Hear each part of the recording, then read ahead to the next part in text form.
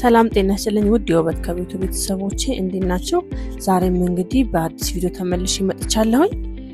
ከመተኛታችን በፊት ልናደርጋቸው የሚገቡ የፊት እንክብካቤዎችን አንድ በአንድ አሳያችኋለሁ። እስከ ቪዲዮ መጨረሻ ድረስ አብራችሁን ቆዩ። ለቻናላችን አዲስ የሆናችሁ ቤተሰቦቼ ሰብስክራይብ በማድረግ የደወል ምልክቷን ተጫኑ። ቪዲዮን ከወደዳችሁና ከተመቻችሁ ላይክ እና ሼር ማድረጋችሁን እንዳትረሱ።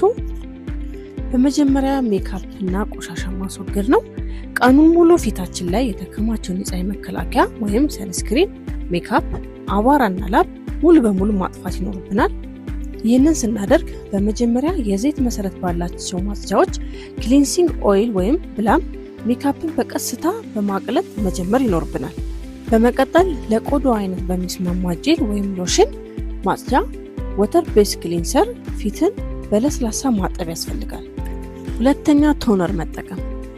ፊትን ከታጠቡ በኋላ የቆዳው የተፈጥሮ ፒኤች ባላንስ ለመጠበቅ እና ቀዳዳዎችን ለማጥበብ ይረዳል።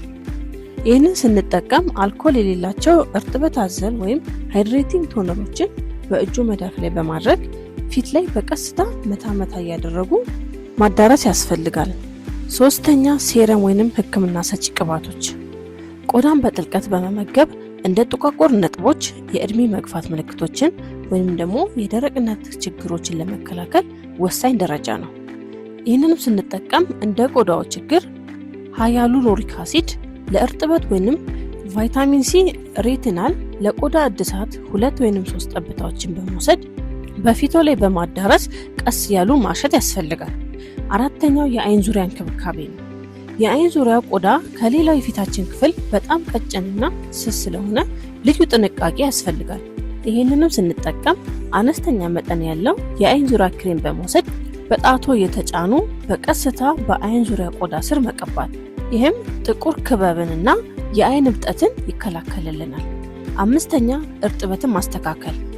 ሌሊቱን ሙሉ እርጥበቱን ጠብቆ እንዲቆይና የቆዳ ጥገና ስራውን ወይም ስኪን ባሪየር ሪፔር በብቃት እንዲከናወን ያደርጋል። ይህንንም ስንጠቀም ለቆዳው አይነት የሚስማማ ሞይስቸራይዝ ክሬም ወይንም ጄል በመውሰድ ፊትንና አንገት ላይ በእርጋታ መቀባት። ስድስተኛው የከንፈር እንክብካቤ ከንፈር እንዳይደርቅና እንዳይሰነጠቅ ይረዳናል። ይህንንም ስናደርግ ከመተኛታችን በፊት የከንፈር ቅባት ወይም ቫዝሊን በመቀባት ከንፈርን ለስላሳ አድርጎ ማሳደር ያስፈልጋል። ሰባተኛ የትራስ ልብስ ምርጫና ንጽህና ነው። ሰዎች ብዙ ጊዜ ፊታቸው ብቻ በመንከባከብ የትራስ ልብሳቸውን ይረሳሉ። የጥጥ ወይም ኮተን ትራስ ልብሶችን ፊታችን ላይ ያለውን እርጥበት ይመጡታል። ስለዚህ ቆዳችን ከትራሱ ጋር ሲጋጭ እሽክርክሪት እንዲፈጠርና ፊታችን ላይ ባክቴሪያ እንዲከማች ያደርጋሉ። ስለዚህ የሲልክ ወይንም ሳንቲ የትራስ ልብስ በመጠቀም ለስስ የፊት ቆዳ በጣም ጤናማና ፀጉርንም ከመሰባበር የሚከላከል በመሆኑ ከመተኛታችን በፊት ትራሳችንን ማስተካከል ወሳኝ ነው። ስምንተኛ በቂ የእንቅልፍ ሰዓትና የውሃ እረፍት ነው። የቱንም ያህል ውድ የሆኑ የውበት እቃዎችን ብንቀባ በቂ እንቅልፍ ካላገኘ ቆዳችን ራሱን ማደስ ወይም ሴል ሪጀነሬሽን አይችልም። በሌሊት ሰዓት የቆዳ ሴሎች ፍጥነታቸውን በጥፍ ጨምሮ ይተካሉ። ስለዚህ ከመተኛታችን በፊት 1 ብርጭቆ ውሃ በመጠጣትና ቆዳውን በነፃነት ተኝቶ እንዲያገግም ቢያንስ ከ7 እስከ 8 ሰዓት ጥራት ያለው እንቅልፍ ማግኘት ይኖርቦታል። ውብና ጤናማ ቆዳ ባለቤት ለመሆን ውድ ዋጋ ያላቸው የውበት እቃዎች መግዛት አያስፈልግም። ዋናው ሚስጥር ወጥነት ያለው ትክክለኛ የሌሊት እንክብካቤ ማድረጋችን ላይ ነው።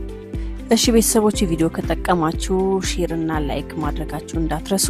ለቻናላችን አዲስ የሆናችሁ ቤተሰቦች ደግሞ ሰብስክራይብ በማድረግ ቤተሰብ እንሆን። ለዛሬ ይዤላችሁ የመጣሁት ቪዲዮ ይህንን ይመስላል። በሌላ ቪዲዮ እስከምንገናኝ ድረስ ሰላም ቆዩኝ።